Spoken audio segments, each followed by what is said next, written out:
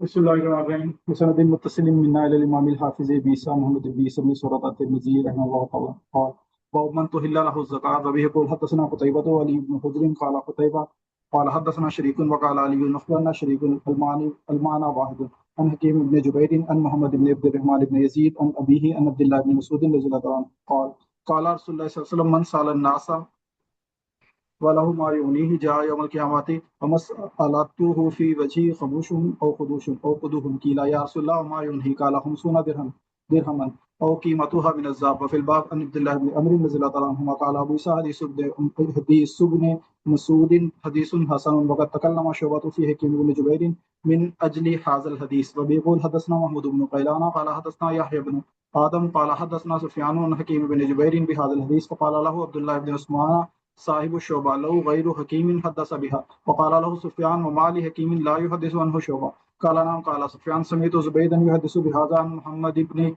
عبد الرحمن بن يزيد والأمل هذا عند بعض أصحابنا. وبه يقول الثوري وعبد الله بن المبارك وأحمد وإسحاق قالوا إذا كان عند الرجل 50 درهما لم تحل له الصدقة. ولم يذهب بعض أهل العلم إلى حديث حكيم بن جبير ووسعوا في هذا وقالوا إذا كان عنده 50 درهما وأكثر وهو محتاج له يأخذ من الزكاة وهو قول الشافعي وغيره من أهل الفقه والعلم. شاباش ماشاء اللہ. جی، یہ باب ہے، باب من تحل له الزکا، کہ کس کے لیے زکوٰۃ حلال ہے. تو حضرت عبداللہ بن مسعود رضی اللہ تعالیٰ فرماتے ہیں کہ نبی علیہ الصلوۃ والسلام نے فرمایا من سأل الناس، جو لوگوں سے سوال کرے اس حالت میں وَلَهُ مَا يُغْنِي، کہ اس کے پاس اتنا مال ہے جو اس کو مستغنی کر رہا ہے، جو اس کو لوگوں سے بے نیاز کر رہا ہے، تو جاء یوم القیامہ، تو قیامت والے دن اس حالت میں آئے گا وَمَسْأَلَتُ فِي وَجْهِ خُمُوشٌ، کہ اس کا سوال اس کے چہرے میں زخم ہوگا، خموش، او خدوش، یا اس کا مطلب بھی ہے زخم، او قدوح، یا اس کا مطلب بھی ہے زخم. یہ تھوڑے سے مترادف الفاظ ہیں لیکن تھوڑا سا فرق ہے کہ خموش جو ہے نا وہ ہلکی زخم کو کہتے ہیں، خدوش جو ہے تھوڑا سا اور والے زخم کے کہتے ہیں، اور قدو تھوڑا سا گہرا زخم کو کہتے ہیں. تو یا تو یہ راوی سے بھول گیا کہ کون سے الفاظ ہے، یا یہ نبی پاک صلی اللہ علیہ وسلم نے قصداً تینوں الفاظ بیان فرمائے ہیں کہ ظاہر سوال کے انداز میں اور آدمی کتنا ضرورت مند نہیں ہے، گویا کہ اشخاص کے اعتبار سے مختلف ہو سکتا ہے، کسی کو خموش ہوگا، کسی کو خدوش ہوگا، کسی کو خدو ہوگا. تو کہا کہ اللہ کے رسول و ما یغنی، ما یغنی سے کیا مراد ہے جو اس کو مستغنی کرے؟ فرمایا 50 درہمن، یا 50 درہم، یا اس کی قیمت سونے کی. وفی الباب عن عبداللہ ابن عمر قال ابو عیسیٰ حدیث ابن مسعود حدیث حسن وقد تکلم شعبہ فی حکیم ابن جبیر من اجل حاضر الحدیث.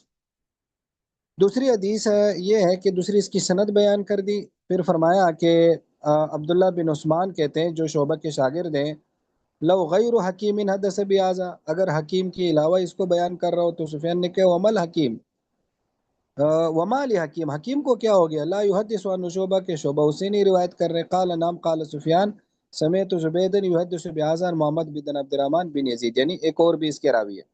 والعمل على هذا عند بعض اصحابنا ويقول الثوري وعبد الله بن مبارک واحمد واسحاق قالوا اذا كان عند الرجل 50 درہما، جب 50 درہم ہو تو اس کے لیے صدقہ حلال نہیں ہے. اور بعض اہل علم حکیم بن جبیر کی حدیث کی طرف نہیں گئے، انہوں نے اس میں گنجائش رکھی ہے. وقالو، کہ جب اس کے پاس 50 درہم یا اس سے زیادہ ہو جبکہ وہ محتاج ہو تو وہ زکوٰۃ لے سکتا ہے، وہی امام شافعی وغیرہ کا قول ہے. دیکھو اس کو تھوڑا سا سمجھے. پہلی بات تو یہ سمجھے کہ یہاں دو باتیں الگ الگ ہیں. ایک بات ہے زکوٰۃ لینا، ایک بات ہے زکوٰۃ کا سوال کرنا، ٹھیک ہے، یعنی مانگنا. یہ دونوں الگ الگ ہیں. تو اس کو تھوڑا سا یوں سمجھ لو کہ شریعت جو ہے نا انہوں نے افراد کی کچھ کیٹیگریز بنائی ہو. ایک افراد وہ ہے جو اوپر والے طبقے میں ہے جس کو کہتے ہیں امیر افراد. شریعت کی نظر میں امیر افراد وہ ہیں جو دوسروں کو زکوٰۃ دیتے ہیں، اور وہ آپ نے پڑھ لیا کہ وہ لوگ جن کے پاس قابل زکوٰۃ مال ہو، اور وہ جو 4 5 ہم نے پڑھے تھے نا، جیسے اونٹ ہو، یعنی یا تو جانوروں میں سے کوئی ہو، یا سونا ہو، یا چاندی ہو، یا مال تجارت ہو، تو وہ کیا ہے، تو اس کو کیا کہتے ہیں کہ یہ گویا کہ ان کے پاس گویا کہ قابل زکوٰۃ مال ہے، وہ تو زکوٰۃ دیں گے. یہ نہ زکوٰۃ لے سکتے ہیں، نہ ان پر زکوٰۃ ہوتی ہے، نہ یہ زکوٰۃ کا سوال کر سکتے ہیں۔ یہ تو گویا کہ انڈرسٹوڈ بات ہے، پہلی صورت یہ۔ دوسری صورت یہ ہے کہ درمیانے افراد سے مراد یہ درمیانے امیر یا مڈل کلاس شریعت کی نظر میں وہ لوگ ہوتے ہیں جو نہ زکوٰۃ دیں گے نہ لیں گے، یعنی نہ لے سکتے ہیں نہ دیں گے۔ کیا مطلب؟ اس سے مراد وہ لوگ ہیں جن کے پاس بقدر زکوٰۃ مال تو ہے، لیکن جن کے پاس بقدر زکوٰۃ مال تو ہے جن کے پاس بقدر زکوٰۃ مال تو ہے لیکن وہ اموال زکوٰۃ میں سے نہیں ہے، یعنی جو اموال زکوٰۃ ہے جن میں زکوٰۃ واجب ہے اس میں سے نہیں ہے، کا مال ہے، یعنی کوئی اور مال ہے۔ جیسے ایک آدمی کے پاس مہنگا گھوڑا ہے، ایک آدمی کے پاس جو ہے نا زائد مہنگی گاڑی ہے جو اس نے استعمال کے لیے رکھی ہوئی ہے لیکن ہے اس کے پاس، ایک آدمی کے پاس اور کوئی ایسی چیز ہے وہ اس کی زائد اصلیہ سے، حاجت اصلیہ سے الگ ہو، یعنی سواری گھر وغیرہ سے اضافی چیزوں کی بات کر رہے ہیں۔ اب ایسا آدمی جو ہے اس کو شریعت مڈل کلاس والا کہتی ہے۔ اب ایسا آدمی زکوٰۃ تو اس پر واجب نہیں ہے، لیکن اس پر صدقہ فطر واجب ہے، اس پر قربانی واجب ہے، اور یہ آدمی جو ہے زکوٰۃ نہیں لے سکتا، اس پر زکوٰۃ نہیں ہوگی۔ یہ آدمی گویا کہ یہ دوسرے قسم کے لوگ ہیں۔ تیسرے قسم کے لوگ وہ ہیں جس کو ہم کہتے ہیں غریب افراد، جو زکوٰۃ لے سکتے ہیں۔ پھر ان میں بھی شریعت دو درجہ بندی کرتی ہے۔ ایک وہ افراد جو زکوٰۃ کا سوال نہیں کریں گے، لے سکتے ہیں لیکن سوال نہیں کر سکتے۔ یہ کون لوگ ہیں؟ یہ مسئلہ دراصل اس حدیث میں بیان ہوا ہے، تو اس میں مختلف ہیں۔ یعنی کچھ کہتے ہیں کہ 24 گھنٹے کا اس کے پاس مال ہو، کچھ اور کہتے ہیں جیسے اس میں 50 درہم کا ہے لیکن وہ یہ زکوٰۃ لینے کی بات ہے، یہ اس کو ہم بعد میں کرتے ہیں۔ اور آخری وہ ہے جس کے پاس 24 گھنٹے کے بقدر بھی مال نہیں ہے، یہ وہ لوگ ہیں جو زکوٰۃ کا سوال بھی کر سکتے ہیں۔ ٹھیک ہے، یہ تو ہو گیا 4 قسم کے لوگوں کی۔ اب یہاں آپ حدیث میں دیکھیں کہ حدیث میں فرمایا گیا جس کے پاس 50 درہم کے بقدر مال ہو تو وہ آدمی زکوٰۃ نہیں لے سکتا، یا من سأل الناس کے الفاظ ہے کہ جو لوگوں سے سوال کرے۔ تو اب 50 کے بقدر کا کیا مطلب ہے؟ تو کچھ علماء اسی کو 50 کے بقدر کہتے ہیں، لیکن زیادہ تر علماء ما یغنی کا کہتے ہیں کہ جو اس کے وہ 24 گھنٹے ہم نے کہا نا کہ دن رات کا اس کے پاس کھانے کے بقدر مال ہے، تو شریعت کہتی ہے کہ اس کے پاس کیا ہے، یعنی یہ آدمی اب زکوٰۃ کا سوال نہیں کر سکتا۔ تو یہ گویا کہ کچھ اس کو اسی طرح اس پر بند کرتے ہیں، 50 درہم پر فکس کرتے ہیں، کچھ اس کو ولو ما یغنی کو عام کرتے ہیں کہ اس کے یعنی دن رات کے اس کے بقدر اس کے پاس مال ہو، تو اس کا مطلب ہے کہ وہ آدمی پھر لوگوں سے زکوٰۃ کا یا کسی بھی خیرات کا سوال نہیں کر سکتا۔ اب یہ سمجھ میں آیا یا نہیں آیا؟ لیکن بعض علماء جو ہے نا اس کو ایک اور اینگل سے دیکھتے ہیں، وہ اس اینگل سے دیکھتے ہیں کہ جس کے پاس 50 درہم ہوں گے وہ زکوٰۃ لے بھی نہیں سکتا، انہوں نے اس کو اس انداز سے دیکھا ہے۔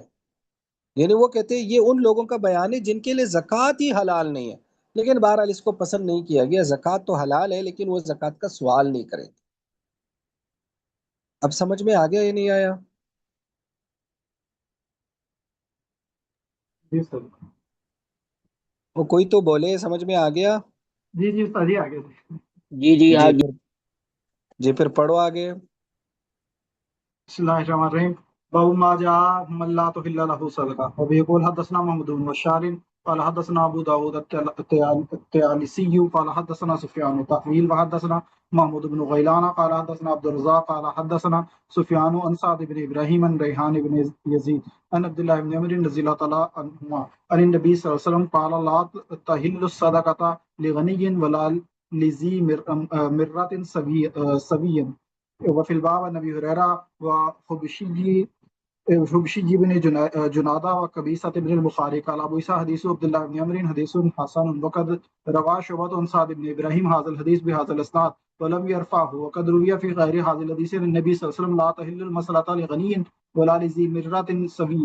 واذا كان الرجل قويا محتاجا ولم يكن عنده شيء فتصدق عليه اجزاء المتصدق عند اهل العلم. ووجه هذا الحديث عند بعض اهل العلم الى المسألة. وبيقول حدثنا علي بن سعيد الكندي قال حدثنا عبد الرحيم بن سليمان عن مجالد عن عامر عن حبشي بن جنادة السلولي قال سمعت رسول الله صلى الله عليه وسلم في حجة الوداع وهو واقف بعرفة أتاه أعرابي فأخذ بطرف الرداء فسأله إياه فأعطاه وذهب فعند ذلك حرمت المصلاة فقال رسول الله إن المصلاة لا تحل لغني ولا لذي مرة سبيل إلا لذي فكر مدكئ أو غرم مفزئ فمن سأل الناس ليسري به ماله ومخموشا في وجهه يوم القيامة ورزقا يأكله من جهنم فمن شاء فليكل ومن شاء فليكسر. وبه يقول حدثنا محمود بن غيلان حدثنا يحيى بن آدم عن عبد الرحيم بن سليمان نحوه قال أبو عيسى هذا حديث غريب من هذا الوجه.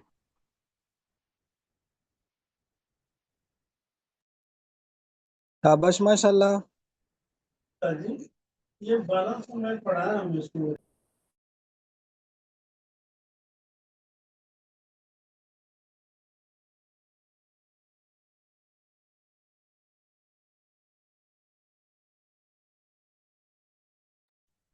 جی تو یہ باب ہے باب من لا تحل له صدقہ کہ جس کے لیے صدقہ حلال نہیں ہے. کہ نبی علیہ الصلوۃ والسلام نے فرمایا لا تحل الصدقہ، صدقہ حلال نہیں ہے لغنی مالدار کے لیے، ولا لذی مرۃ سویہ، نہ اس تندرست کے لیے جو ذی مرہ کا مطلب ہوتا ہے جو طاقتور ہو، اور سویہ کا مطلب ہوتا ہے تندرست ہو، یعنی توانا ہو تندرست ہو. وفی الباب عن ابی ہریرہ وحبشی ابن جنادہ وقبیصۃ بن المخارق قال ابو عیسیٰ حدیث عبداللہ ابن عمر حدیث حسن وقد روى شعبہ عن سعد ابن ابراہیم هذا الحديث بهذا الاسناد ولم يرفع وقد روي في غير هذا الحديث عن النبي صلی اللہ علیہ وسلم لا تحل المسألة لغنی ولا لذی مرۃ سبیل. دیکھو اس کو تھوڑا سا الفاظ چینج ہے نا، اس میں لا تحل الصدقہ، اس میں ہے لا تحل المسألہ، تو ان دونوں میں فرق ہے. ایک ہے صدقہ لینا ہی حلال نہیں ہے، ایک ہی کہ سوال کرنا حلال نہیں. وَإِذَا كَانَ الرَّجُلُ، اب امام ترمذی فرماتے ہیں کہ جب آدمی طاقتور ہو، محتاج ہو اور اس کے پاس کچھ نہ ہو، فَتَصَدَّقَ عَلَيْهِ، پھر اس پر صدقہ کیا جائے، تو جائز ہے متصدق کی طرف سے اہل علم کیا. اور اس حدیث کا بعض اہل علم کہتے ہیں کہ یہ سوال پر معمول ہے، صدقہ لینے پر معمول نہیں ہے. اور آگے دوسری کہ میں نے نبی علیہ السلام سے حجۃ الوداع میں سنا، آپ عرفات میں کھڑے تھے تو آپ کے پاس ایک دیہاتی آئے تو انہوں نے آپ کے چادر کا ایک کنارہ لیا تو فسالو یا اور آپ سے سوال کیا، فاتا وہ آپ نے دے دیا، وہ چلا گیا. فَإِنْ ذَلِكَ، تو اس وقت حرمت المسألہ، سوال کرنا حرام کیا گیا. تو نبی علیہ السلام ان المسألة لا تحل لغنی ولا ذی مرۃ سوی ہاں الا لذی فقر مدقین، مگر اس فقر والے کے لیے مدقین، یعنی مدقین کا مطلب ہے کہ اس کو وہ کہ بالکل بہت گہرا قبر ہو، یعنی گہرا جو ہے نا وہ فقر ہو. اور دوسرا او غرم مفزن، غرم کا مطلب ہوتا ہے کہ کوئی تاوان، کوئی قرضہ جو انسان کو بہت وہ ہے کہ یہ کر دے، رسوا کرے، یا بہت زیادہ اس کو وہ ہے کہ اس کی کمر جھکا دے. پھر آپ نے فرمایا ومن سأل الناس، جو لوگوں سے سوال کرے، لیسری بھی مال، تاکہ اس کا مال بڑھ جائے، کان خموشن، تو وہ گوئے کہ خموش یعنی زخم ہوگا اس کے چہرے میں قیامت والے دن. ورزفن، اور وہ ایک گرم پتھر کی طرح ہوگا، یأکلو، جو وہ کھائے گا جہنم سے. فمن شاہ، جو چاہے تو پھر یہ چیز زیادہ کرے، چاہے کم کرے، یعنی اس کو یہ سزا ملے گی. تو آگے انہوں نے اس کی دوسری سند بیان کی، قال ابو عیسیٰ ھذا حدیث غریب من ھذا الوجہ. دیکھو یہاں ایک دو بات ذہن میں رکھیں. فرمایا کہ جو اس آدمی کے لیے صدقہ حلال نہیں ہے جو غنی ہے، اب غنی کا تو ہم نے کر لیا. دوسرا فرمایا کہ ایک ایسا آدمی جو تندرست ہے اور توانا ہے، اس کے لیے بھی صدقہ حلال نہیں ہے. اب یہاں صدقہ حلال نہ ہونے سے کیا مراد ہے؟ یا تو یوں کہہ سکتے ہیں کہ جیسے بعض علماء کہتے ہیں کہ یہاں اصل میں سوال کے حلال ہونے کی بات ہو رہی ہے، صدقے کے حلال ہونے کی بات نہیں ہو رہی. بعض علماء کہتے ہیں کہ نہیں، یہاں حلال صدقہ ہی حلال نہ ہونا مراد ہے، لیکن صدقے کے حلال نہ ہونے سے مراد ہے کہ دیانتاً حلال نہیں. قانوناً اور شرعاً تو حلال ہے لیکن دیانتاً حلال نہیں، کیونکہ دیانتاً وہ لے گا تو وہ تو تندرست آدمی ہے، توانا آدمی ہے، وہ ابھی جا کر مزدوری کر لے، وہ ابھی جا کر کسی کا جاب کر لے، تو وہ کسی سے کیوں صدقہ لے رہا ہے؟ یہ صدقہ تو ان لوگوں کے لیے جو کما نہیں سکتے، جن کے پاس اتنی طاقت نہیں ہے، وہ یا تو بیمار ہے یا وہ معذور ہے، لنگڑے ہیں، تو ان کے لیے صدقہ ہے. تو اس لیے بعض لوگ اس کی یہ توجہ کرتے ہیں. سمجھ میں آ گیا؟ جی سر. ایکسکیوز می سر، پڑھے آپ. جی آج کل جتنے فقیر اور فقیرنیاں آتی ہیں وہ سارے تندرست، توانا اور دیکھنے میں بھی اچھے لگ رہے ہوتے ہیں، کپڑے شپڑے بھی ان کے اچھے ہوتے ہیں. तो वो मांगने का उन्होंने प्रोफेशन जो है अडॉप्ट किया हुआ है। देखो उसमें ये है कि हमें उनके, जाहिर है ये तो उनका और अल्लाह का मामला है ना, तो अगर वो हमारे पास मांगने के लिए आ जाए तो बहरहाल शरीयत हमें कहती है कि जो है ना उसको वो है कि या तो आप दे दो कुछ, अगर कम से कम दे नहीं सकते तो डांटो ना, उनको तकलीफ ना दो, उनको गए कि बस आम अंदाज में कर दो, तो शरीयत हमें ये कहती है। हम जाहिर है ना उनके मुरब्बी है, ना उनके उस्ताद है, ना उनके कुछ है कि हम उनको कहें भाई आप क्यों सवाल कर रहे हो।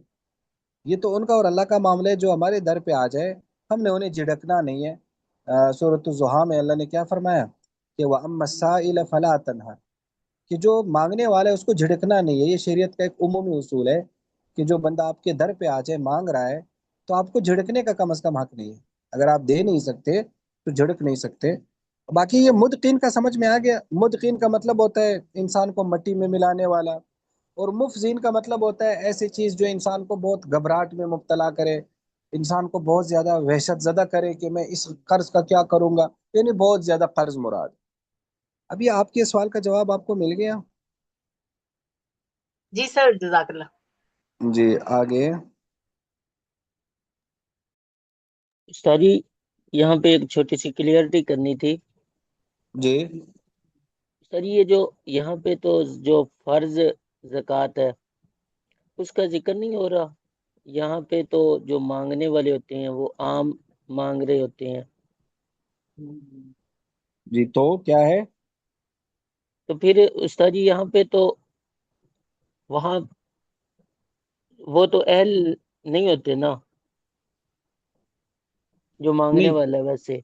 नहीं, हाँ ये आपके, यानी आप ये कह रहे हैं कि उनको हम जक़ात क्या दे सकते हैं, नहीं ये मतलब ये पूछ रहे हैं आप? जी उस्ताद जी। हाँ ये एक गोया कि अच्छा सवाल है कि ऐसा ना हो कि वो अहल ही ना हो, उसमें वो इतना माल हो उसके पास कि ज़कात ही उसके लिए हलाल ना हो। मेरे ख्याल में इतने अमीर नहीं होंगे गालिबन। आप क्या समझते हैं कि इतने अमीर हो सकते हैं मांगने वाले? अगर आपको लगता है कि इतने अमीर है फिर आप ज़कात उन्हें नहीं दे सकते, क्योंकि आपकी ज़कात ही अदा नहीं होगी। फिर उनको आप सदका दे दें अपनी तरफ से। ज़कात कम अज़ कम बहुत तफ्तीश करके देनी होगी, क्योंकि ज़कात अमीर आदमी के लिए जायज़ नहीं है। जी समझ गए ना बात? जी उस्ताद जी, क्योंकि एक तो उस्ताद जी वो पेशावर है ना, जी वो तो हर टाइम मांग देखो रहा है, तो और पेशावर वो भी उस। जो होता है जोरे तो नहीं यार। देखो आजकल जक़ात का जो एक निसाब है 4.5 लाख के आसपास है। 4.5 लाख पैसे किसी के पास हो सकते हैं? आप क्या कहते हैं? जिसके पास 4.5 लाख हो उसको वो मांग लेता है? नहीं आप उस्ताद लोगों जी। को, मुझे तो नहीं लगता कि वो मांगता होगा ना। ज्यादा से ज्यादा उसके पास 20,000 होंगे, 30,000 होंगे यार, 50,000 होंगे। 4.5 लाख कैसे हो सकता है? जी पढ़े। बिस्मिल्लाहिर्रहमानिर्रहीम। बाबु मन तुहिल्लु लहु सदका मिनल गारिमीन व गैरिहिम। वबिकुल हदसना कुतैबा क़ाल हदसना लैसु अन बुकैर इब्न अब्दुल्लाह इब्न अशज्जी अन इयाज इब्न अब्दुल्लाह अन नबी सय्यदिल खुदरी रज़ियल्लाहु तआला अन्हु क़ाल उसीबा रजुलन फी अहदी रसूलिल्लाह सल्लल्लाहु अलैहि वसल्लम फी सिमारिन इब्ताअहा फकसुरा दैनुहु फ़क़ाल रसूलुल्लाह तसद्दक़ू अलैहि फ़तसद्दक़ अन्नासु अलैहि फ़लम यबलुग़ ज़ालिका वफ़ाअ दैनिही फ़क़ाल रसूलुल्लाह लिग़रमाइहि खुज़ू मा वजदतुम वलैसा लकुम इल्ला ज़ालिक। वफ़िल बाब अन आयशा व जुवैरिया व अनस रज़ियल्लाहु तआला अन्हुम क़ाल अबू ईसा हदीसु अबी सईद हदीसुन हसनुन सहीह।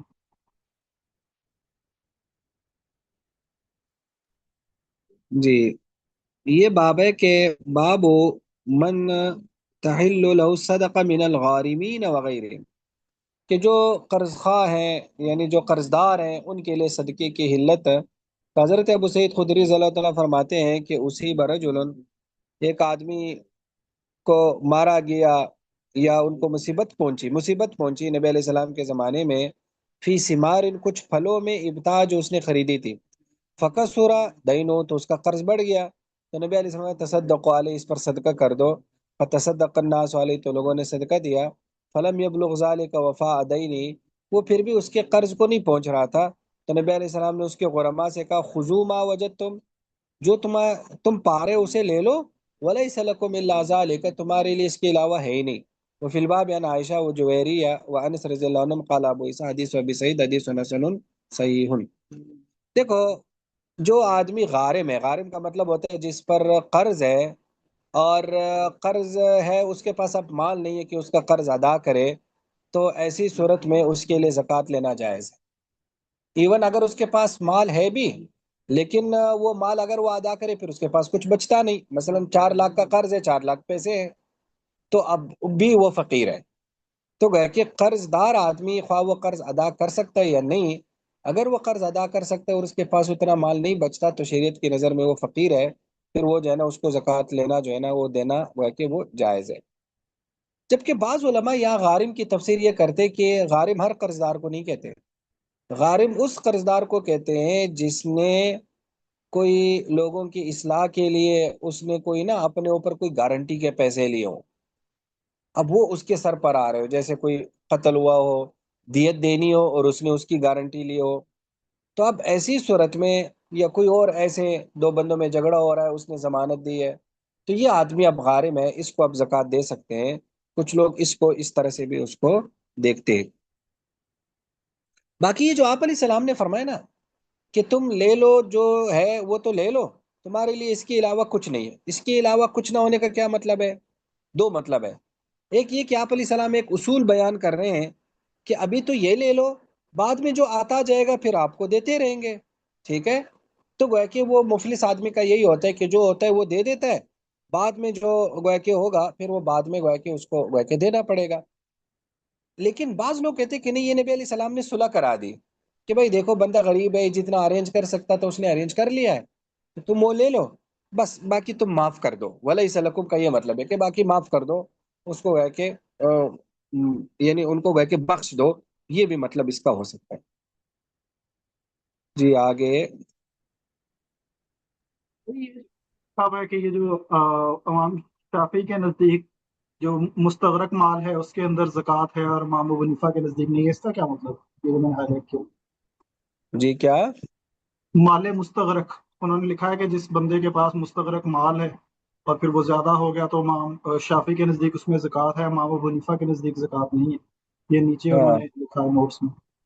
ہاں، وہ مال مستغرق کا یہ مطلب ہوتا ہے کہ اس کے پاس اتنا مال ہے، وہ اس کے پورے اتنا دین ہے کہ اس کے پورے مال کو اس نے اس کو گھیرا ہوا ہے، اس کو کہتے ہیں مستغرق۔ اب سمجھ میں آ گیا؟ جی اس طرح۔ ہاں جی۔ بسم اللہ الرحمن الرحیم۔ باب ما جاء في كراهة الصدقة للنبي صلى الله عليه وسلم وأهل بيته ومواله، وبيقول حدثنا بندار قال حدثنا وكيع بن إبراهيم ويوسف بن يعقوب الزبائي قال حدثنا بهز بن حكيم عن أبيه عن جدي رضي الله عنه قال قال رسول الله صلى الله عليه وسلم إذا أعطي بشيء سأل أصدقة هي أم هدية، فإن قالوا صدقة لم يأكل وإن قالوا هدية أكل۔ وفي الباب عن سلمان أبي هريرة وأنس والحسن بن علي وأبي أميرة جدي مؤرف بن واسم واسمه رشيد بن مالك وميمون أو مهران وابن عباس وعبد الله بن عمرو وأبي رافع وعبد الرحمن بن علقمة رضي الله عنهم. وقد روي هذا الحديث أيضا عن عبد الرحمن بن علقمة عن عبد الرحمن بن أبي أكيل رضي الله عنه عن النبي صلى الله عليه وسلم. وجد باز بن حكيم اسمه معاوية بن حيدة القشيري رضي الله عنه قال أبو عيسى حديث باز بن حكيم حديث حسن غريب. وبه يقول حدثنا محمود بن المثنى قال حدثنا محمد بن جعفر قال حدثنا شعبة عن الحكم عن ابن ابي رافع عن ابي رافع رضي الله عنه ان النبي صلى الله عليه وسلم بعث رجلا من بني مخزوم على الصدقة فقال لي ابي رافع رضي الله عنه اسحبني كيما تصيب منها وقال لا حتى آتي رسول الله صلى الله عليه وسلم فاسأله فانطلق إلى النبي صلى الله عليه وسلم فسأله فقال إن الصدقة لا تحل لنا وإن موالي القوم من أنفسهم. قال وهذا حديث حسن صحيح. وأبو رافع رضي الله عنه مولى النبي صلى الله عليه وسلم اسمه أسلم وابن أبي رافع هو عبد الله بن أبي رافع كاتب علي بن أبي طالب رضي الله عنه.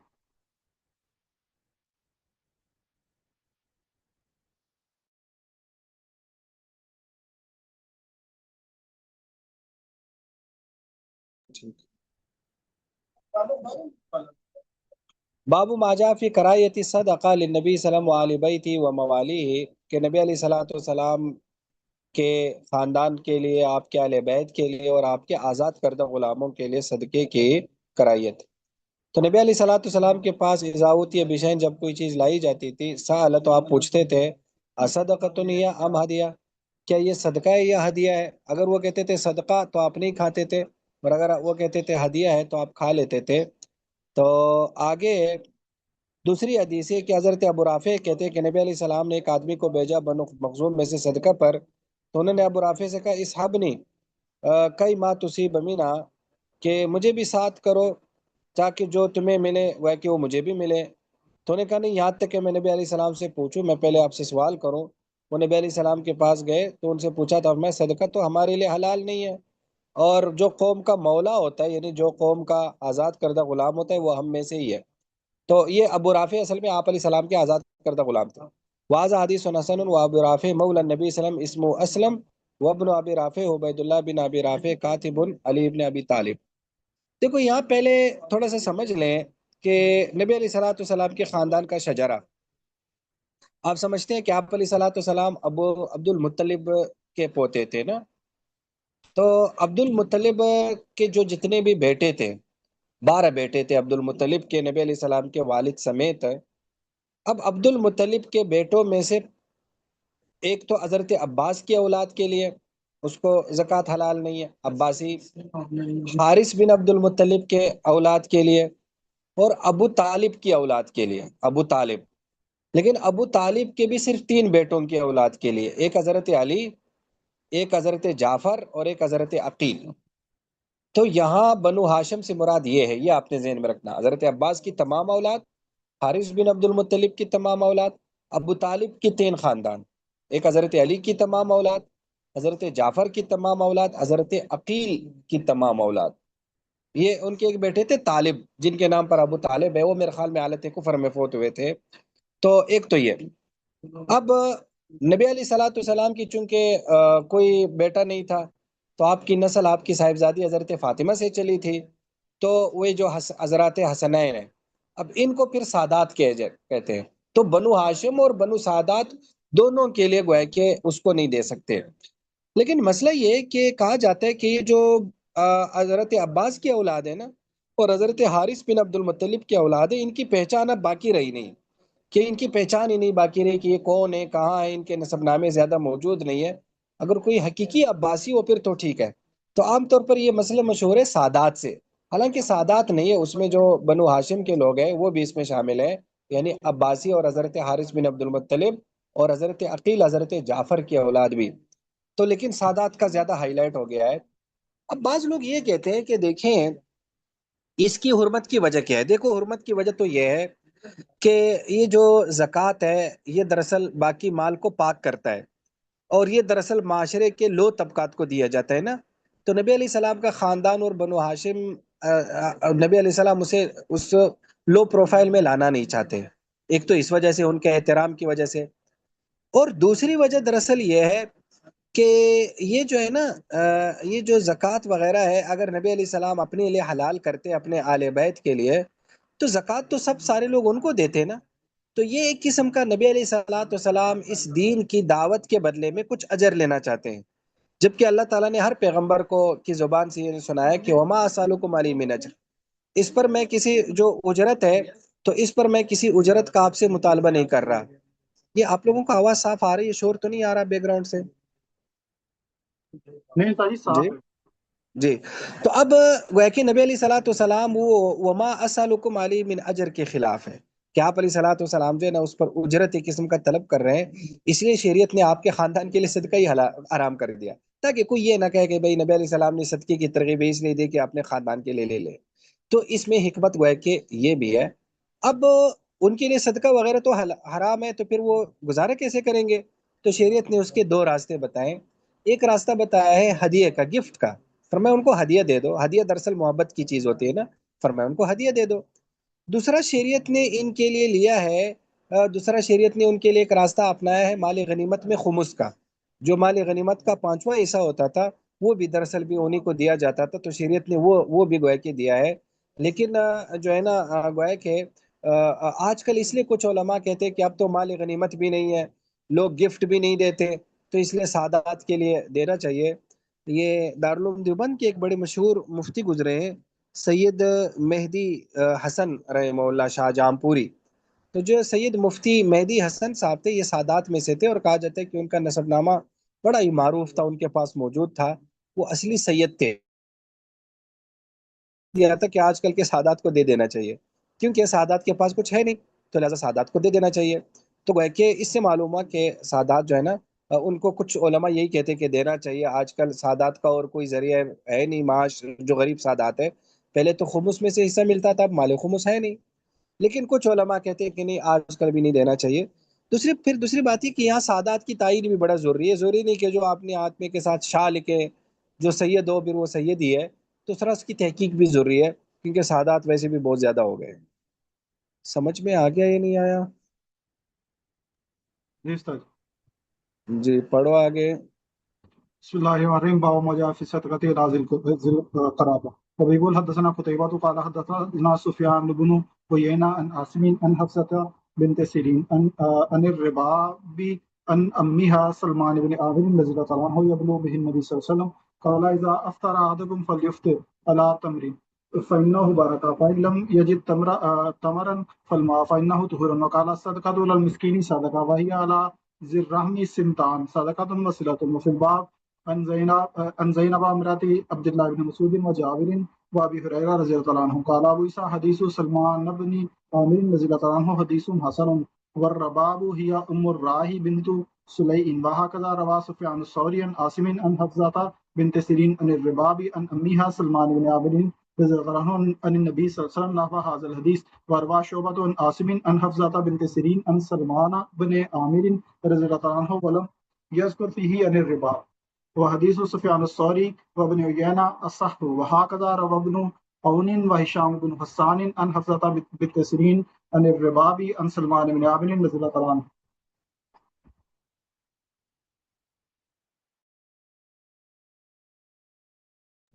جی آپ اس روایت کی ذرا سند دیکھیں. قتیبہ امام ترمذی کے استاد ہے. قتیبہ سے سفیان بن عیینہ ہے. سفیان بن عیینہ عاصم سے روایت کرتے ہیں. عاصم حفصہ بنت سیرین سے روایت کرتے ہیں. حفصہ بنت سیرین یہ محمد بن سیرین کی ہمشیرہ ہے. بہت بڑی عالمہ گزری ہے اور اللہ نے کمال کا علم دیا تھا. بسا اوقات جب محمد بن سیرین سے کوئی چیز پوچھی جاتی تھی تو وہ کہتے تھے یار میری بہن سے بھی پہلے اس کو نہ تصدیق کرا لو. اور کوئی ابن سیرین نے بھی ان سے چیزیں لی ہیں. تو اب آپ دیکھو عاصم مرد ہے نا، انہوں نے حفصہ بنت سیرین سے حدیث لیے پڑھی ہے. پھر اس کے بعد رباب آ رہا ہے. رباب بھی ایک خاتون ہے، یہ بھی مشہور خاتون ہے. اب رباب روایت لے رہی ہے کس سے؟ اپنے چچا سلمان بن عامر سے. وہ مرد ہے تو گویا کہ مرد کا عورت سے، عورت کا مرد سے پڑھنا ثابت ہو رہا ہے یا نہیں؟ ورنہ تو یہ حدیثیں اب تک کیسے پہنچتی؟ حضرت حفصہ بنت سیرین کی درسگاہیں اگر آپ دیکھیں، ان کا اگر آپ وہ انداز دیکھیں تو کیا ان کی گویا کا علم تھا ان لوگوں کا. تو یہ امام ترمذی سے کتنا آگے آ رہے ہیں نا. امام ترمذی کے استاد قتیبہ ہے، ان کے استاد سفیان ہے، ان کے استاد عاصم ہے. تو یہ گویا کہ ان کی پردادا اساتذہ میں بنتی ہے امام ترمذی جیسے شخص کی، ان کی شخصیت کی. تو اس لیے ایک تو یہ بتانا تھا. دوسرا اب یہ کہ صدقہ علی ذی القرابہ، رشتہ داروں پر صدقہ کرنا. تو نبی علیہ السلام نے فرمایا جب تم میں سے کوئی افطار کرے فلیفطر علی تمر، کھجور پر افطار کرے اس لیے کہ اس میں برکت ہے. اگر کھجور نہ ہو تو پانی، اس لیے کہ وہ بھی پاکی ہے. پھر آپ نے فرمایا مسکین پر صدقہ کرنا یہ صدقہ ہے، اور وہ رشتہ داروں پر دو ہے یعنی ڈبل ہے. یعنی مسکین پر آپ صدقہ کرو گے، لیکن اگر آپ مسکین رشتہ دار پر صدقہ کرو گے تو وہ ڈبل ہو جائے گا. صدقہ وسیلہ یعنی ایک تو صدقہ ہے اور صلہ رحمی ہے. وفی الباب عن زینب امرت عبداللہ ابن مسعود و جابر و ابی ہریرہ قال ابو عیسیٰ حدیث سلمان ابن عامر حدیث حسن. اب آگے انہوں نے بتایا رباب جو ہے یہ ام رائح بنت صلیح ہے. کہتے ایسی سفیان ثوری نے ان عاصم ان حفصہ بنت سیرین ان الرباب اور ام یا سلمان ان نبی وسلم. جبکہ شعبہ یوں روایت کرتے روا شعبہ ان عاصم ان حفصہ ان سلمان بن عامر. اس میں وہ رباب کا ذکر نہیں کر رہے ہیں. تو کہہ رہے سفیان ثوری اور ابن عیینہ کی حدیث زیادہ صحیح ہے. ایسی ابن عون اور ہشام بن حسان حفصہ بنت سیرین سے، وہ رباب سے، وہ سلمان بن عامر سے. دیکھو اس میں یہ سمجھو ذل قرابہ سے کن کن رشتہ داروں کو زکوٰۃ نہیں دے سکتے. دو قسم کے رشتہ دار زکوٰۃ کے اہل نہیں ہیں، باقی سارے اہل ہیں. ایک وہ جن سے ہماری ولادت کا تعلق ہے. ولادت سے مراد ہے یا تو ہم ان سے پیدا ہوئے ہیں یا وہ ہم سے پیدا ہوئے ہیں. جیسے مثلا انسان کی مائیں، دادائیں، نانائیں، دادا، نانا، یہ جتنی بھی آبا و اجداد میں آتے ہیں، یا جو انسان سے پیدا ہوئے ہیں جیسے انسان کے بیٹے ہو گئے، بیٹیاں ہو گئی، پوتے ہو گئے، پوتیاں ہو گئی، نوازے ہو گئے، نوازیاں ہو گئی. تو جن سے ہمارا ولادت کا تعلق ہے یا ابوت کا یا بنوت کا، یہ گویا کہ ایک تو وہ رشتہ دار ہے. دوسرے جن سے ہمارے نکاح کا رشتہ ہے میاں بیوی بھی ایک دوسرے کو زکوٰۃ نہیں دے سکتے۔ اس کے علاوہ ہر رشتہ دار کو زکوٰۃ دی جا سکتی ہے، جس میں بھائی بھی ہے، جس میں ہمشیرہ بھی ہے، جس میں پھوپھی بھی ہے، جس میں خالہ بھی ہے، چچا بھی ہے، چچا زاد بھائی بھی ہے، ماموں بھی ہے، سب کو زکوٰۃ جو ہے نا گویا کہ وہ دے سکتے ہیں۔ صرف ان دو قسم کے رشتہ داروں کو زکوٰۃ نہیں دے سکتے۔ اب یہ بات سمجھ میں آ گئی؟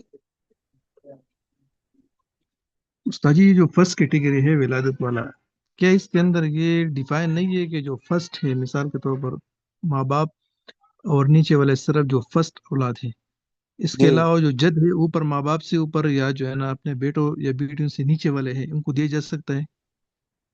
نہیں، نہیں دے سکتے نا، کیوں دیں گے؟ نہ باپ کو دے سکتے، نہ دادا کو، نہ پر دادا کو، کسی کو بھی نہیں دے سکتے۔ سمجھ میں آ گیا؟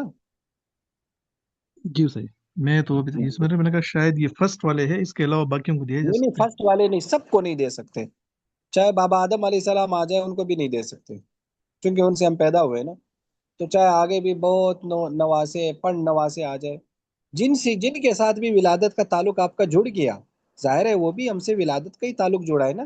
دادا نہ ہوتے تو ہمارے والد نہ ہوتے، ٹھیک ہے؟ اسی طرح ہمارے بیٹے نہ ہوتے تو نواسے نہ ہوتے، پوتے نہ ہوتے، تو اس لیے وہ ولادت میں، اس کو شریعت کی فقہ کی اصطلاح میں کہتے ہیں اصول و فروع۔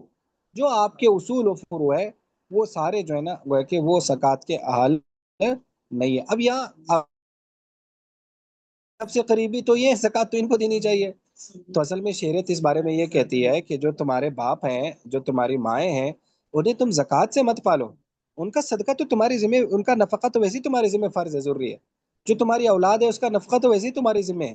زکوٰۃ سے انہیں نہیں پال سکتے، زکوٰۃ تو گھر سے باہر نکالنی ہے، وہ تو ویسے ہی ہماری ذمہ ضروری ہے کہ ان کا ہم نے وہ ہے کہ نفقہ ادا کرنا ہے، اس لیے ان کو زکوٰۃ نہیں دے سکتے۔ بیوی کو بھی اس لیے زکوٰۃ نہیں دے سکتے کہ بیوی کا نفقہ انسان پر فرض ہے، تو فرض والا نفقہ وہ زکوٰۃ سے کیسے ادا کر سکتا ہے؟ تو اس لیے باقی بیوی پر شوہر کو کیوں نہیں دے سکتی؟ اس لیے کہ اگر بیوی شوہر کو دے گی تو شوہر نے تو ریٹرن میں بیوی کا ہی نفقہ دینا ہے نا، تو گویا کہ اس طرح سے وہ مال گھر میں ہی رہا، یہ ادھر چلا گیا پھر واپس آ گیا، پھر بیوی کے پاس آ گیا، اس لیے پھر شریعت اس کو ایک قسم کا ہیلا سمجھتی ہے اور پھر کہتے ہیں کہ اس کی اجازت نہیں۔ یہ سمجھ میں آ گیا اب یا نہیں؟ جی استاد جی جی۔ استاد جی شکریہ۔ جی آگے پڑھو۔ صحیح ہے، اگر بیوی نے زکوٰۃ دینی ہو اور شوہر جو ہے وہ غریب ہو، اس کے پاس نہ ہو، تو پھر وہ بیوی باہر دے گی کسی کو زکوٰۃ؟ ہاں باہر دے گی، شوہر کو نہیں دے سکتی۔ جی ٹھیک ہے۔ بعض علماء کیا بیوی شوہر کو دے سکتی ہے، لیکن ہمارے احناف کیا نہیں دے سکتے۔ جی ٹھیک ہے۔ بسم اللہ الرحمن الرحیم، باب السلام ما علیکم جاء۔ سر۔ وعلیکم السلام، جی پوچھیں۔ ارے سر، ہاں جی، حضرت عبداللہ بن مسعود کے بارے میں ہے کہ ان کی بیوی ان کو طلاق مثلا یہ زکوٰۃ کے بارے میں کوئی ہے ایسا مسئلہ؟ ہاں ہے، عبداللہ بن مسعود کی بیوی حضرت زینب بہت امیر کبیر خواتین میں سے تھی، ان کو بڑا ایک ذوق تھا تجارت کا اور ان چیزوں کا، وہ امیر اور خواتین میں سے تھی۔ وہ نبی علیہ السلام سے پوچھنے کے لیے آئی بھی، لیکن ہاں جی اس کے ہم وہاں صدقے کا مراد لیتے ہیں کہ یہ فرض زکوٰۃ مراد نہیں ہے۔ نفلی صدقہ تو آپ کسی کو بھی دے سکتے ہیں نا، وہ نفلی صدقہ مراد ہے، فرض زکوٰۃ نہیں دے سکتے، تو لہٰذا اس کی ہم بالکل نفلی صحیح۔ صدقے سے تعویل کرتے ہیں۔ ہوں، نفلی صدقہ سمجھ دے گئے؟ سکتے ہیں۔ اور نفلی صدقہ تو دے سکتے ہیں، نفلی تو صدقہ تو آپ کسی کو بھی دے سکتے ہیں، یعنی آپ کسی بھی مال میں صدقے کی نیت کر سکتے ہیں، تو نفلی صدقہ تو ہر ایک بالکل کو ٹھیک، دیا جا سکتا ہے۔ صحیح۔ جی بسم الله الرحمن الرحيم، باب ما جاء ان في المال حقا سوى الزكاة. وبه يقول حدثنا محمد بن مدوية قال حدثنا الاسود بن عامر عن شريك عن ابي حمزة عن الشعبي عن فاطمة بنت قيس رضي الله عنها قالت سألت او سئل النبي صلى الله عليه وسلم عن الزكاة فقال ان في المال حقا سوى الزكاة ثم طلع هذه الآية التي في البقرة ليس البر ان تولوا وجوهكم الآية. وبيقول حدثنا عبد الله بن عبد الرحمن قال حدثنا محمد بن دفيل عن شريك عن ابي حمزه عن عامر عن فاطمه بنت قيس رضي الله عنها عن النبي صلى الله عليه وسلم قال ان في المال حقا سوى الزكاة. قال ابو عيسى هذا حديث اسناده ليس بذاك وابو حمزه ميمون الاعور يضعف وروى بيان واسماعيل بن سالم عن الشعبي هذا الحديث قوله وهذا اصح.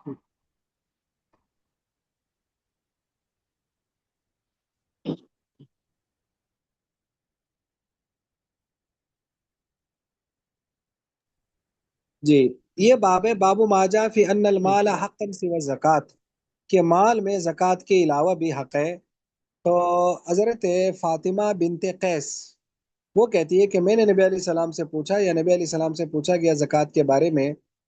تو اب دیکھو یہاں بھی آپ دیکھو فاطمہ بنت قیس سے پیچھے کون ہے؟ امام شابی۔ امام شابی تابعی ہے، حضرت فاطمہ بنت قیس صحابیہ ہیں۔ تو گویا کہ ایک تابعی آتے ہیں، وہ صحابیہ سے حدیث جو ہے نا وہ لیتے ہیں کہ ہمیں بتائیں ذرا اس بارے میں، طاہر انہوں نے بتایا، یعنی گویا کہ ایک ظاہر ہے وہ ایسا نہیں ہوتا تھا کہ بھائی جا کر کسی سے بھی پوچھ لیا، یہ ایک باقاعدہ ایک مجلس لگتی تھی، یا باقاعدہ جو ہے نا ایک درسگاہ لگتی تھی جس میں باقاعدہ لوگ پڑھتے تھے۔ تو یہ اس طرح سے تو انہوں نے فرمایا کہ مال میں زکوٰۃ کے علاوہ بھی حق ہے۔ پھر انہوں نے یہ آیت تلاوت کی، لیس البر ان تولوا وجوہکم قبل المشرق۔ تو اس میں دراصل یہ ذکر ہے کہ آپ مال فلاں کو دے دو، فلاں کو دے دو۔ تو اس سے معلوم ہے سب کو بہت سارے گویا کہ اعمال، بہت سارے ذمے ہیں، یعنی اس کے علاوہ بھی لوگوں کو دینا ضروری ہے۔ دوسرا بھی حضرت فاطمہ بنت قیس کی دوسری سند سے کہ ان فی المال حقا سوى الزکات، ابھی امام ترمذی کہتے ہیں کہ اس کی سند کوئی زیادہ قوی نہیں ہے، اور ابو حمزہ کا نام ہے میمون الاور یضاف، اور اسماعیل بن سالم الشابی هذا الحدیث قول وهذا اصل۔ اب دیکھو مال میں زکوٰۃ کے علاوہ حق ہے، اس کا کیا مطلب ہے؟ اس کا مطلب یہ ہے کہ دیکھو ایک مالدار آدمی نے جب زکوٰۃ ادا کر دی تو اس کا مطلب یہ نہیں کہ اب اس کی ذمہ داری پوری ہو گئی، وہ تو ایک واجب ذمہ داری تھی، لیکن معاشرے میں تو اور بھی بہت سارے مسائل آتے ہیں، جیسے ایک معاشرے میں اجتماعی قحط سالی آ گئی، کسی معاشرے میں اجتماعی مصیبت آ گئی، تو وہ پھر امیر افراد اس میں بڑھ چڑھ کر حصہ لیں گے، یا اسی طرح ویسے ان کو سال میں کوئی ایسا بندہ نظر آیا جو محتاج ہو، وہ یہ نہیں کہہ سکتا کہ میں نے تو زکوٰۃ ادا کر دیا اب میرے ذمہ کچھ نہیں ہے۔ شریعت کہتی ہے کہ نہیں، حق ہے، پھر بھی ایک مالدار آدمی ہے، اس کو اللہ نے دیا ہے، تو اس کے ذمے ہے کہ وہ بھوکوں کا، وہ غریبوں کا لحاظ رکھے۔ تو اس لیے شریعت اس کے صرف زکوٰۃ تو ایک ڈیوٹی ہے، وہ تو دینی ہی دینی ہے، تو ڈیوٹی کے علاوہ بھی شریعت کہتی ہے کہ اس کی ذمہ داری ہے معاشرے کے نادار افراد کی خبرگیری، تو یہ اس میں آ جاتا ہے۔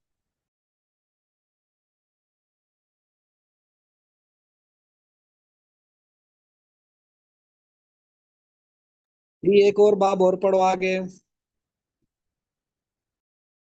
بسم الله الرحمن الرحيم باب ما جاء في فضل الصدقة بيقول حدثنا قتيبة قال حدثنا ليس بن سعد عن سيد المقبري عن سيد بن يسار انه سمع ابا هريرة رضي الله عنه يقول قال رسول الله صلى الله عليه وسلم ما تصدق احد بصدقة من طيب ولا يقبل الله الا الطيب الا اخذها الرحمن بيمينه وان كانت تمرة تربو في كف الرحمن حتى تكون اعظم من الجبل كما يربي احدكم فلوه او فصيله وفي الباب عن عائشة وعدي بن حاتم وانس وعبد الله بن ابي اوفى وحارثة بن وهب وعبد الرحمن بن عوف وبريدة رضي الله تعالى عنهم قال ابو عيسى حديث ابي هريرة حديث حسن صحيح ويقول حدثنا محمد بن اسماعيل قال حدثنا موسى بن اسماعيل قال حدثنا صدقة بن موسى عن ثابت عن انس رضي الله تعالى عنه قال سئل النبي صلى الله عليه وسلم اي الصوم افضل بعد رمضان فقال شعبان لتعظيم رمضان قال فأي صدقة أفضل قال صدقة في رمضان قال أبو عيسى هذا حديث غريب وصدقة بن موسى ليس عندهم بذلك القوي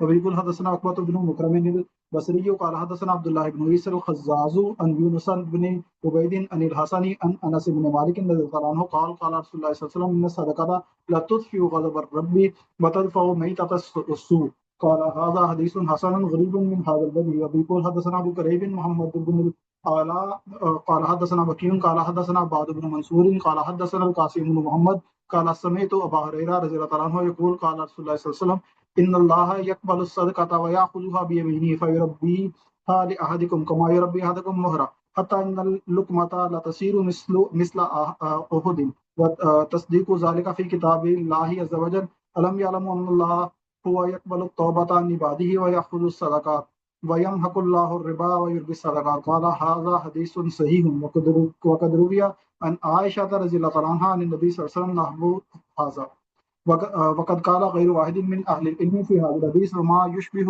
هذا من روايات من الصفات ونزول الرب تبارك وتعالى كل ليلة إلى السماء الدنيا قالوا قد تثبت الروايات في هذا ونؤمن بها ولا يتوهم ولا يقال كيف هكذا روي عن مالك بن أنس وسفيان بن عيينة وعبد الله بن مالك أنهم قالوا في هذه الحديث أمروها بلا كيف وهكذا قول أهل العلم من أهل السنة والجماعة وأما الجهيمية فانكرت هذه الروايات وقالوا هذا تشبيه.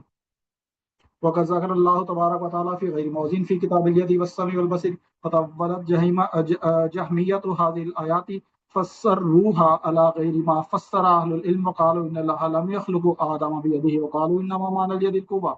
وقال إسحاق بن إبراهيم إنما يكون التشبيه إذا قال يد كيد أو مثل يد أو سمع كسمع أو مثل سمع فإذا قال سمع كسمع أو مثل سمع فهذا تشبيه. وأما إذا قال كما قال الله يد وسمع وبصر ولا يقول كيف ولا يقول مثل سمع ولا كسمع فهذا لا يكون تشبيها وهو قال الله تعالى في كتابه ليس كمثله شيء وهو السميع البصير. تو یہ انہوں نے ایک مسئلہ چھیڑ دیا. چلو ہم پہلے اسے کا ترجمہ کرتے ہیں کہ یہ باب ہے باب ما جاء فی فضل الصدقہ. تو حضرت ابو ہریرہ فرماتے ہیں کہ نبی علیہ السلام ما تصدق احدکم، کوئی آدمی صدقہ نہیں کرتا من طیب حلال مال میں سے، اور اللہ حلال کے علاوہ قبول بھی نہیں کرتا، اللہ اخذ الرحمن، مگر اللہ تعالیٰ اسے دائیں ہاتھ میں لے لیتے ہیں. اگر تو وہ کھجور ہوا ترب تو وہ بڑھتا رہتا ہے رحمان کی ہتھیلی میں، حتیٰ تکون اعظم من الجبل، یہاں تک کہ پہاڑ سے وہ بڑھ جاتی ہے. کما یربی احدکم فلوہ او فصیلہ، جیسے تم میں سے کوئی اپنے گھوڑے کا بچہ اس کی تربیت کرتا ہے، او فصیلہ، یا اونٹنی کے بچے کی. یعنی جیسے جتنے اہتمام کے ساتھ ہم گھوڑے کے بچے کو بڑا کرتے ہیں، تو ایسے ہی اللہ تعالیٰ اس کے اخلاص کو دیکھ کر اس کو بڑا کرتے رہتے ہیں کہ اس کا گویا کہ بدل کتنے بڑے صدقے کے ساتھ یا کتنے زیادہ ثواب کے ساتھ دیا جائے. تو آگے دوسری حدیث میں کہ نبی علیہ السلام سے پوچھا گیا کہ کون سا صدقہ افضل ہے رمضان کے بعد؟ آپ نے فرمایا شعبان کا، رمضان کی تعظیم کی وجہ سے. پھر آپ نے فرمایا فائی صدقہ افضل، کون سا صدقہ افضل ہے؟ تو آپ نے فرمایا الصدقۃ فی رمضان، رمضان کا جو صدقہ ہے رمضان میں صدقہ. چارجر صرف دکھا دیں. ہاں بس بس وہی. اس کے بعد تیسری حدیث ہے کہ حضرت انس بن مالک فرماتے کہ نبی علیہ السلام میں کہ صدقہ جو ہے یہ مٹاتا ہے رب کے غضب کو اور بری موت سے بچاتا ہے. قال ھذا حدیث غریب من ھذا الوجہ. اور اگلی ہے کہ نبی علیہ السلام نے فرمایا کہ اللہ تعالیٰ صدقہ قبول کرتے ہیں اور اسے دائیں ہاتھ میں لیتے ہیں. فیربی احدکم، کسی کے لیے بڑھاتے رہتے جیسے تم میں کوئی آدمی مہر ہو. مہر بھی دراصل کہتے ہیں گھوڑے کے بچے کو. مہر بھی گھوڑی کے بچے کے لیے آتا تھا اور فلو بھی آتا ہے. تو حتیٰ یہاں تک کہ لقمہ جو ہے نا، ایک لقمہ یہ احد کی طرح ہو جاتا ہے. اور اس کی تصدیق اللہ کی اس کتاب میں، یعنی اللہ کی کتاب کی اس آیت میں، الم یعلم ان اللہ یقبل الصدقۃ یقبل التوبۃ عن عبادی ویأخذ الصدقات، کہ اللہ اپنے بندوں سے توبہ قبول کرتے اور صدقات لیتے ہیں. پھر فرمایا یمحق اللہ الربا ویربی الصدقات، کہ وہ ربا کو مٹاتے ہیں اور صدقات کو لیتے ہیں، بڑھاتے ہیں.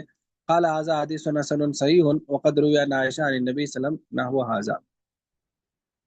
اللہ، یہ جو ہے نا، یہ جو کل والا ہے، یہ اس کو ہم انشاءاللہ اس پر کل کرتے ہیں. یہ تھوڑی سی تفصیل والی چیز ہے، اس کو ہم کل کرتے ہیں. تو میرا ابھی کتنا ٹائم، 10 منٹ رہ گئے، تو آج 10 منٹ پہلے بات کرتے ہیں. تو جی ٹھیک ہے سر. یہ سمجھ میں آ گیا یا نہیں آیا سارا آج والا سبق؟ جی استاد جی آگے سر. تو وہ انشاءاللہ وہ صفات متشابہات آتے ہیں تو ان کو ذرا کچھ تمیز پھر باندھنی ہوگی، وہ ذرا میں کل انشاءاللہ ذرا تفصیل سے کراتا ہوں. انشاءاللہ. چلے جی ٹھیک ہے. فی امان اللہ. السلام علیکم ورحمۃ اللہ. وعلیکم السلام ورحمۃ اللہ. وعلیکم السلام.